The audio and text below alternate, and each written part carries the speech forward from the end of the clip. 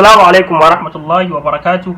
Dukan godiya ta tabbata ga Allah madaukakin sarki wanda yake cewa wa idza maritu fa huwa yashfin, ma'ana idan na rashin lafiya shine yake warkar da ni. Salati ga Annabi sallallahu alaihi wa sallam wanda yake cewa li kulli da'in dawa, ma'ana kowace cuta tana da magani. Bayan haka ina marabtar yan uwa masu kallon mu da sauraron mu a cikin wannan tasha ta Mikasan TV a cikin wannan shiri na madubin mazaje. Yau za mu tattauna ne akan fa'ida ga mammiya wanda abinci wanda zai taimaka wajen ƙara girma da kaurin azzakari. Mutane sani cewa ba lalle sai sun buƙatu ga magani za su samu girma ko kaurin azzakarinsu ba. A cikin wannan bidiyon za mu ambaci abinci wanda ba za su yi ƙasa da nau'i 20 ba, insha Allah, wanda za su taimaka wajen ƙara girma da kaurin azzakari. Abinci na farko shine zuma. Zuma idan mutum zai je jima'i ya sha ta kafin minti 15 insha Allah zai ga canji. Abinci na biyu shine muruci, ana so mutum ya ringa cin shi akai-akai. Abinci na uku shine rogo, shi ma ana so a ringa cin shi akai-akai, amma musamman an fi so a ci shi da rana, shi ma murucin haka. Abinci na hudu shine ayaba, duk da shi kun ga yana cikin dangin kayan marmari, shi ma idan an ci shi musamman da rana insha Allah za a ga tasirin shi. Abinci na biyar shine kaza kar a bari ango ya ji zancen. Abinci na shida shine kwai, amma kazar musamman ana so ta dan ji kayan yaji. Abinci na shida shine kwai kuma mun ce kwai muna nufin dafaffen kwai ba soyayyen kwai ba. Abinci na bakwai shine zogale. Zogalen ganyen shi ne, ruwan shi ne, duka yana taimakawa. Abinci na takwas shine abarba shi ma yana cikin kayan marmari kuma yana taimakawa musamman an sha da rana. Abinci na tara shine zobo idan an yi zobo aka sa mai zuma ko siga insha Allah idan namiji yana amfani da shi zai ga canji wurin saurin kawowan shi, wannan yana da matukar tasiri sosai.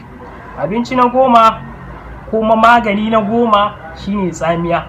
Ita ce tsamiya ita ma ana yin juice dinta ana sha, insha Allah abin da ya shafi girma da kauri da saurin kawowa duka za a ga canji. Abinci na 11 kuma magani na 11 shine madara, ko mu ce ita ce madara peak milk ne, luna ne and more, duka suna taimakawa. Abinci na 12 shine miyar kubewa. Wannan tana da matukar tasiri sosai wurin gyara namiji. Abinci na 13 shine miyar kuka ita ma tana da wancan tasiri wanda miyar kubewa take da shi. Abinci na 14 wanda yake kara girma da kaurin azzakarin namiji shine miyar karkashi.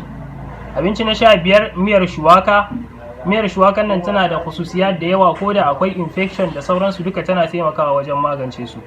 Abinci na 16 shine zabib, yes, ba kowa ya san shi ba amma ku neme shi, yana da matukar muhimmanci. Busasshen inabi shine ake kira zabib. Abinci na 17 shine lemun tsami. Yes, lemun tsami ya shahara a gari cewa an ce lemun tsami yana tsinka mani da waye duk ƙarya ne. Lemun tsami yana inganta namiji ne.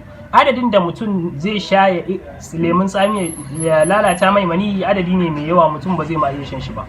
Abinci na 18 shine tafarnuwa. A yaji ne, a abinci ne, duka tana taimakawa musamman idan mutum yana da ɗabi'ar ainihin sanyi. Abinci na 19 shine nono, musamman ga masu ɗabi'ar zafi, masu yawan fushi da sauransu, duka su wannan yana taimaka musu wurin girma da nishaɗi wurin jima'insu. Abinci na 20 wanda yake taimakawa wajen girma da kaurin azzakari, wannan yana cikin sirrika ma na ƙasar Hausa gaskiya, dan in muka haɗa magani da shi karka ji tsadan shi. Wannan abu ko shine azzakarin sa. Abinci na 21 azzakarin bunsuru. Kana manta a danna subscribing, a liking, a sharing, a comment ga duk mai buƙatar magani wanda muka haɗa. Insha Allah tabaraka wa ta'ala zai iya tuntuɓar mu a cikin namba wanda yake gaban shi, ko kuma duk wanda yake buƙatar wani shawara akan kowace larura ce, insha Allah a wannan center tamu din muna taimakawa daidai da abin da Allah ya huwace mana na ilimi, daidai da abin da Allah ya huwace mana na daga wanda muka koya, daidai daga abin da Allah ya huwace mana na ilhamatunsa. Mun gode.